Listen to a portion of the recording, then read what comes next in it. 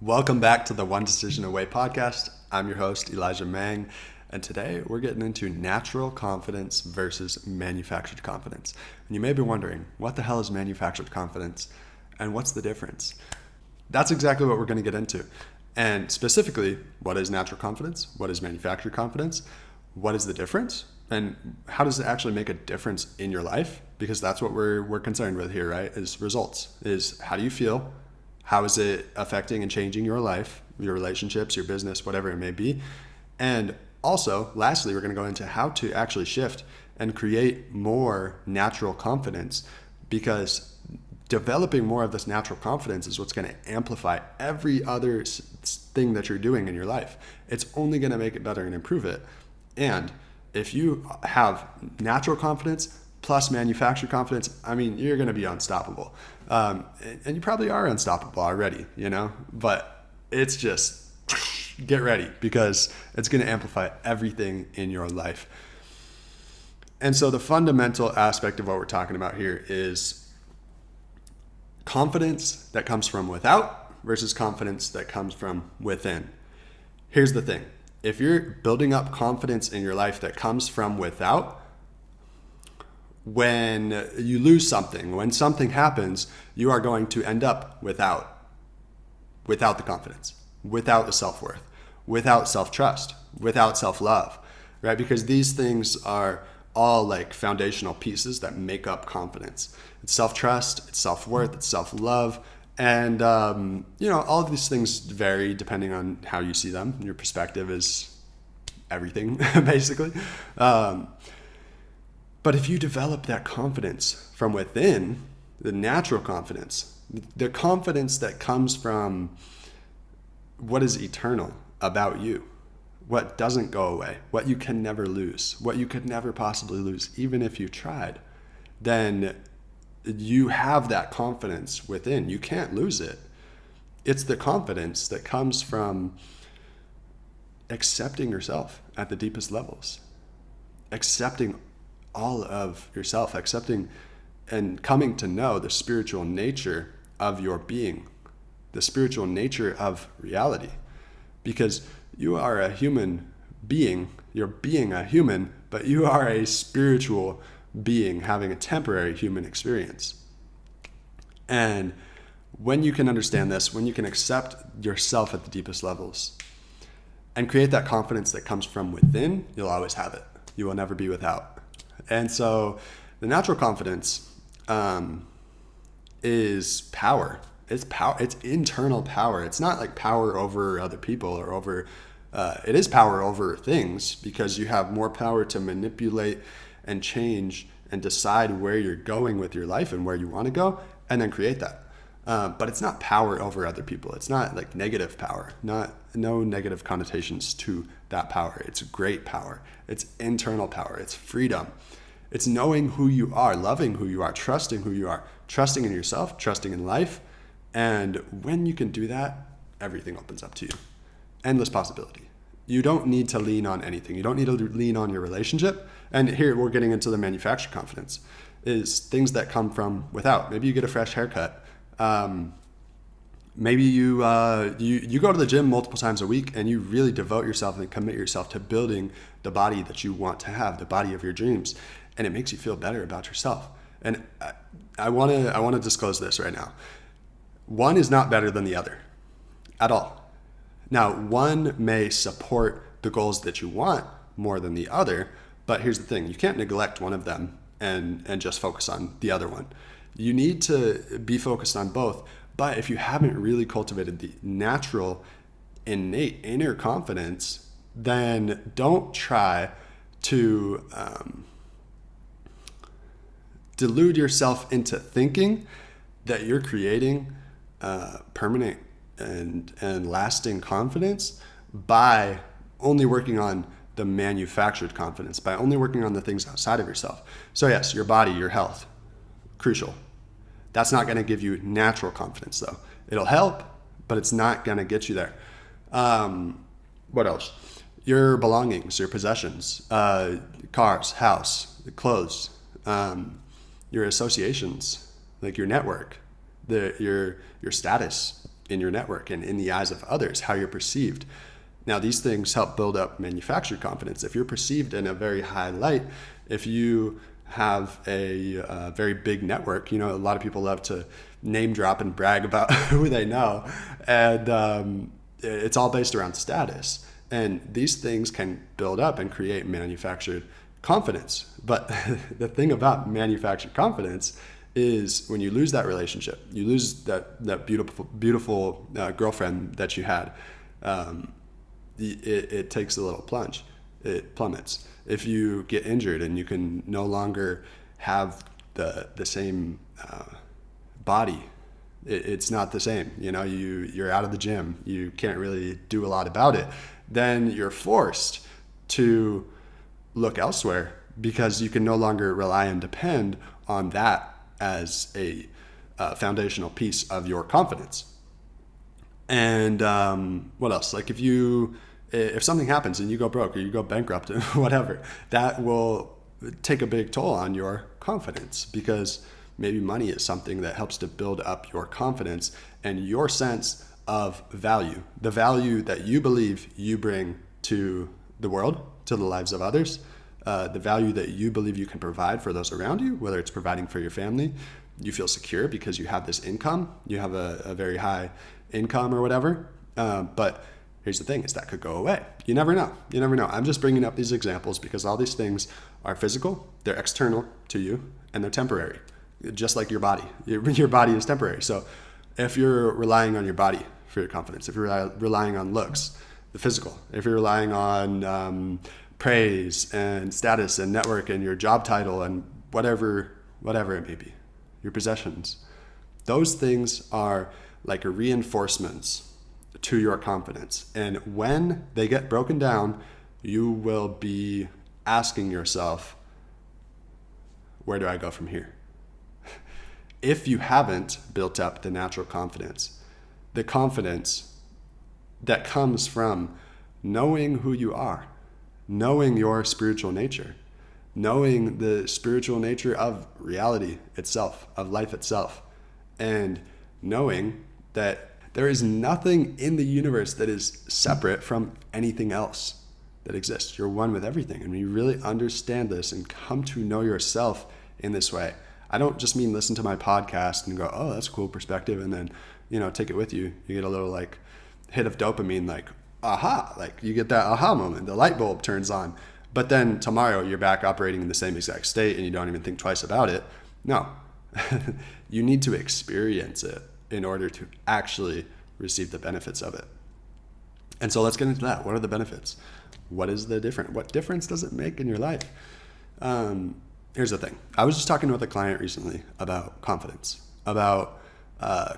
in your speech, how you show up, and the words that you speak, the way that you present yourself. And it's not necessarily something, this is what I came back to essentially, is a focus on natural confidence. And this conversation is actually what inspired this episode. And that is, when you can, confidence, it doesn't come from those other things. That's why I call it manufactured confidence, because it's not the real deal. It's a part of it. It can help, but it's not the real deal. True confidence is trusting and knowing that you can go into any situation, any circumstance, any event, meeting, room, and conversation, and knowing that in the moment you will be able to handle it, trusting that you'll be okay, that everything is okay, knowing that if you were to lose your job, you'd be okay. If you were to go broke, you'd be okay. If you were to lose your relationship, you'd be okay. If you were to lose a loved one around you, you'd be okay. And that's not because you don't love them. That's not because you wouldn't be sad. It's not because you wouldn't grieve over that loss. It's because you know who you are and you're connected with that part of you, the eternal part of you that realizes the person that you lost, you didn't actually lose them because they didn't actually die. How you perceive and conceive of them as a person may have passed on, but they simply went through a transformation of energy. They're still here. There's nothing in the universe that is not, or that is separate from anything else in the universe. It's all one. And one study that I love to refer back to, I don't get on me about the details. I don't know the specific details, but I read about it in a book. And I'm not the kind of person who like, oh, I need the proof. I need the scientific studies. Like, I believe it because I've experienced this kind of stuff as the truth. And it's just like an innate knowing in my being. So I'm not concerned with all that too much.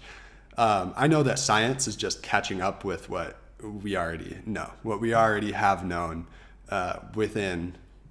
And when you go within, you can actually experience these things as truth. Science is just proof. Science is just like reinforcement. Science is kind of like manufactured confidence. It's like, how can we be certain? Like, a lot of people believe that truth is solely in the science. And if it can't be proven, then it's not true. But there are plenty of things that can't be proven, and scientifically, at least yet. But they are very true, because otherwise this whole experience of life would not function as it does. It would not work. It just wouldn't work. So anyway, aside from that little tangent, the study, they took a cell or something, DNA from somebody and took it to the other end of the world. And when the person that they took that DNA from had a change in their state of being, energetic, emotional state, the DNA that they took across the world changed at the exact same time, simultaneously. No lag time, not even like a second or 2 seconds later, at the exact same time. And that's how it all works. Your thoughts are powerful. Your state of being, your feelings are powerful. And these things are influencing and creating everything that you experience in your life. All the circumstances, coincidences, which are not coincidences, they're synchronicities. They're things that happen because you're creating them. Or, like the times when you're thinking about a friend and then they call you, or just as an example. Things like that. It's like, when you really understand what's going on here beneath the surface level, in your being, your physical body, like, how is your physical body actually here? What is it made of? It's made of the same stuff as this table, as this microphone, as my phone that's recording this right now, as the air that's all around me. It's all the same stuff. Like, your body is 99% empty space, as we like to call it. Like, it's the same stuff as the space that's all around me and all around you at this very moment. It's made up of 99% space. Like, if you zoom in to the microscopic level of your atoms, each individual atom is 99% space. And so when you realize that, you realize you don't actually die. And if you come to know yourself a lot of people think it's woo-woo and weird or too far out, which I understand. I used to think like that. I used to be just very analytical and logical thinking, oriented. And now at this point, it makes no sense for it to not be true, because it's something that I've experienced, and I experience day in and day out, and something that I've just become a lot more aware of as reality, as the building blocks of reality. This experience that we call reality is that it emanates from what is non-physical. It emanates from things that we can't see through our senses. It's like through our headset of our five senses and our ego, which allows us to actually navigate our way around this life. And so when you come to know yourself at that level, at the cellular level, at the energetic level, you realize you don't actually die. And it's freeing. It's very, very freeing. It's empowering. And this is the difference that it makes right here. A lot of people have all this manufactured confidence. They have the money, they have the cars, they have the house, they have the status, the job title, the relationship, the beautiful partner, whatever it may be. But they're deeply insecure. Deeply insecure. Any conflict or threat that comes up triggers this insecurity within themselves. And the prospect of losing these building blocks that are making up your manufactured, these reinforcements, making up that manufactured confidence, any threat of losing those things triggers that insecurity, because the question then becomes, who am I without fill in the blank? Who am I without this person in my life? You've been with them for years. How do you know who, in a sense, you know who you are in relation to this person now, and that's how you see yourself, is who you are in relation to this person. And you see them as something in your life, somebody in your life, obviously, that helps you with certain things. I know it's so broad and vague. Helps you with certain things. They help you to feel certain things that you want to feel. Intimacy, love, acceptance, the enjoyment of life, of sharing life with somebody else. And, the prospect of losing those things can trigger insecurities. It can be a threat to your identity. It can be a threat to who you are. So, like I said, the question comes up, who am I without blank? Fill in the blank. Who am I without this job? Who am I without my position? Who am I without this position of status, of high income, of leadership over other people? Who am I without it? And when you don't know, it's pretty scary. It'll induce an existential crisis. It'll, you might have a panic attack. I don't know, it shows up differently for a lot of different people, but a very common way that it shows up is insecurity. But when you know yourself at this level, when you've accepted yourself and just come to know the spiritual nature of your being, and in experientially, not just reading about it or hearing about it on Instagram, watching videos about it, but actually experiencing it, then none of that worth can ever be taken away from you. And so when you go into your leadership from that place, my God, imagine how different things might be. When you go into your relationship with such utter pure confidence in yourself, in your being, that I'm not afraid of any threat. I'm not afraid of any other dudes potentially, wanting or looking at my my girlfriend or my wife or what. You are a lot more naturally confident, naturally attractive. Like, it's a very powerful state of being.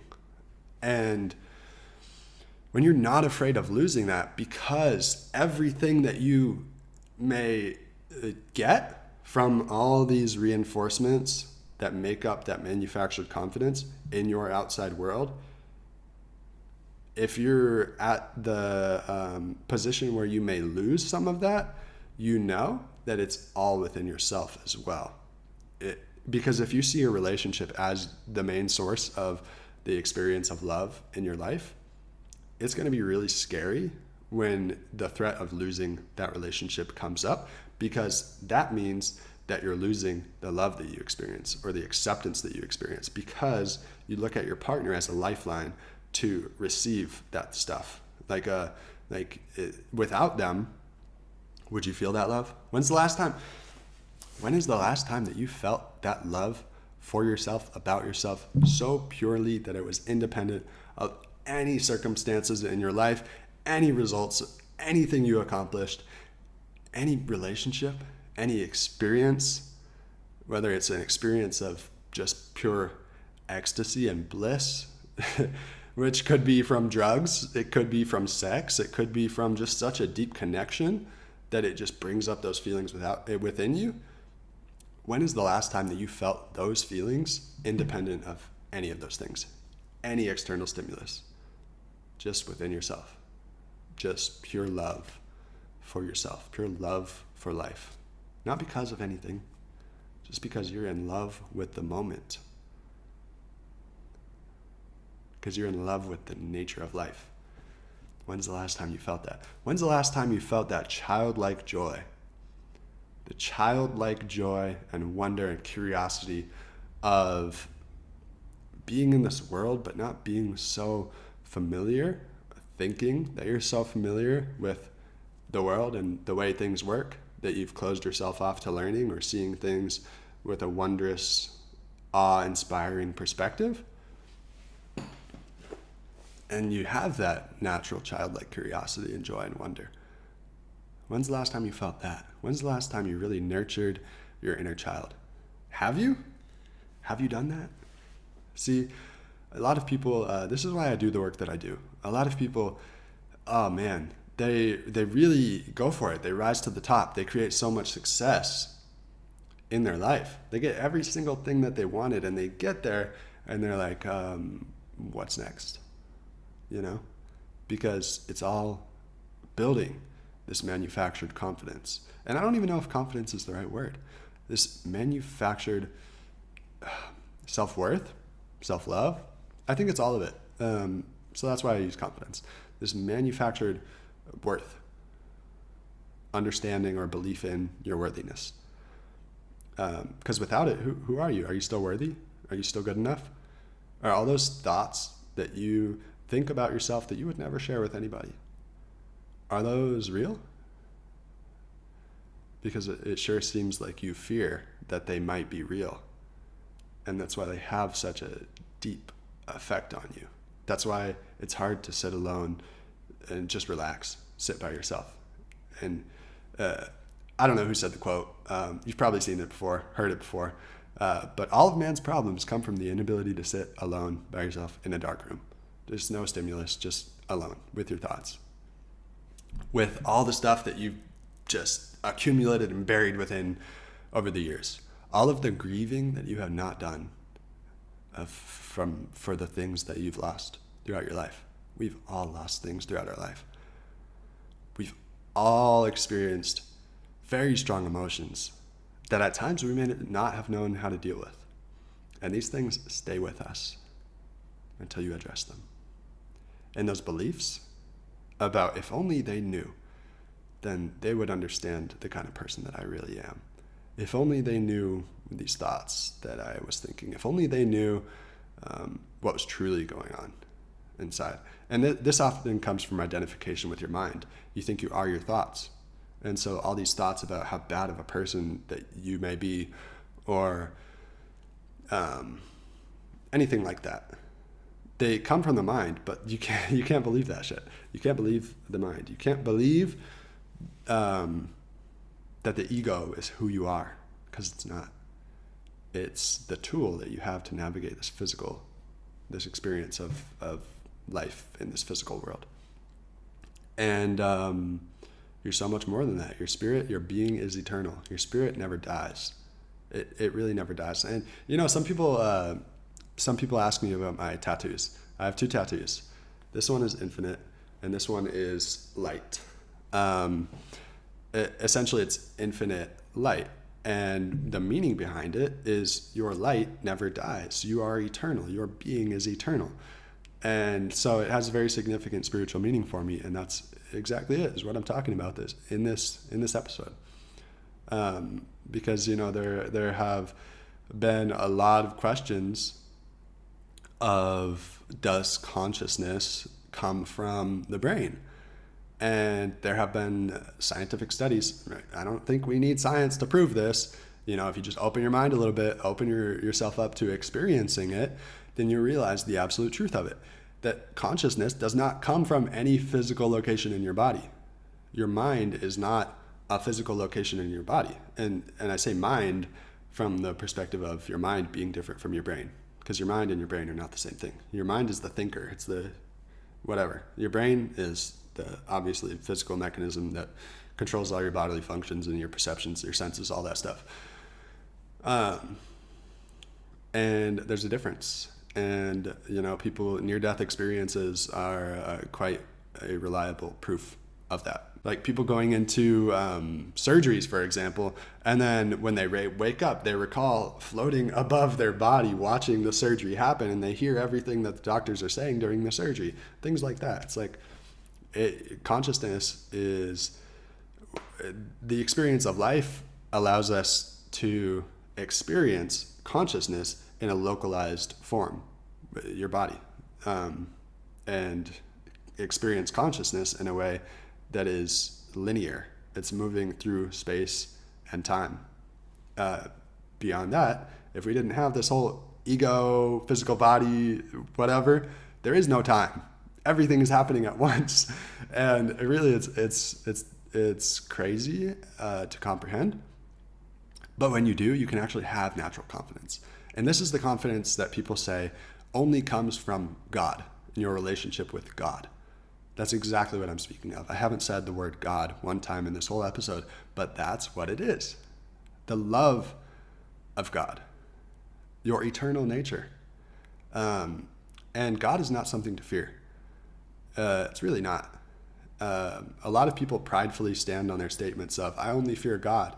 Why do you fear God? God doesn't want you to fear him or her. Again, I say these to just break through the illusion that God is some person or single entity. God wants you to love him, not fear him. And really, when you love God, you love yourself. When you love other people, you love yourself. When you can understand, right? If you go back to the episode about forgiveness, when you can understand your innocence and the innocent nature of everybody, because everybody is operating 95 to 99% of your life completely unconscious. It's just unconscious patterns, beliefs, programs carrying themselves out into your life experience. You're so innocent, but you don't allow yourself to believe it and to understand the truth of your innocence. And then you go forward carrying and holding things against yourself, beating yourself up, and holding all of this stuff against yourself. And so essentially, this is the difference that it makes. It makes all the difference. When you really understand and embody this, you no longer fear death. And the fear of death is at the core of so many of the challenges and disease that we experience. It's fear, essentially. There's only two motivators in life: fear and love. Fear breeds disease. Fear breeds fear, more fear, panic, worry. Like a lot of people mistake worry for love. Like, I'm worried about you because I love you. No. You go a little deeper. That's not really, it makes sense, yeah, but, just go a little deeper. Just love. Love is the answer. I say all of this to say that love is the answer. That's it. And just more love for yourself. That's how you can shift. More love for yourself, for who you truly are. Not for your body, not for your looks, not for how you communicate and your skills and your status and all of this stuff. No, just for just your being, who you are. And the biggest difference that it makes is it makes all the difference in every area of your life: your relationships, your career, your way in life, whatever that looks like for you. And it unlocks the floodgates of possibility, because it's all possible, everything that you want. And you are only one decision away from it all, from everything that you want, from anything that you want. You're one decision away. That's why I'm here talking to you about this. So, I hope this is helpful. This is some life-changing stuff. If you actually, please go listen to this again, or go listen to some of my other episodes. Really take it into consideration and put it into practice. A little bit more on how to shift. I've been talking about how to shift. It's all perspective. But to implement these things more, explore more meditation. meditate more. I have some guided meditations. I have more in my private community. You can join for free. It's a Facebook group called the Inner Self Mastery Collective, and the link should be down in the description, so you can check that out. But that's how you shift. Like it's a change in perspective. It's facing the deepest fears that you have. It's facing that fear of death. It's facing the fear of your mortality. It's facing I got to do another episode on this. Oh yeah, I just got an idea. You'll see it next time. So hit the subscribe, like this, subscribe, follow the show, and tune in, because I'm going to drop another episode in the near future. It's going to be great, and it's going to expand on this even more, and how to actually go in and do this work and address the things that are holding you back from that natural confidence. So addressing all of the things that you may believe about yourself, the thoughts that you may have about who you are, who you think you are, that don't align with that true nature, that don't align with love, that come from fear. If you trace all of these thoughts, if you have a thought that you find it hard to get past, it's like you can't believe it, just trace it down to the very root of that thought and find out where it's coming from. This is one of the most essential questions to ask yourself. Where am I coming from, or where is this coming from? Fear or love? And you know your answer. As simple as that. So put that into practice. If there's anything that you want to hear more of on this topic, drop a comment down below. Ask any questions that you may have down below, and I'll make a episode on it. I would actually greatly appreciate that, so that I have more stuff to talk about, stuff that you actually want to know more about. So do that. Check out the community. Subscribe. I appreciate you for tuning in. And you're only one decision away from the natural confidence that will change your life, and from creating all that you want to create in your life. It's all possible. Let's go. Peace.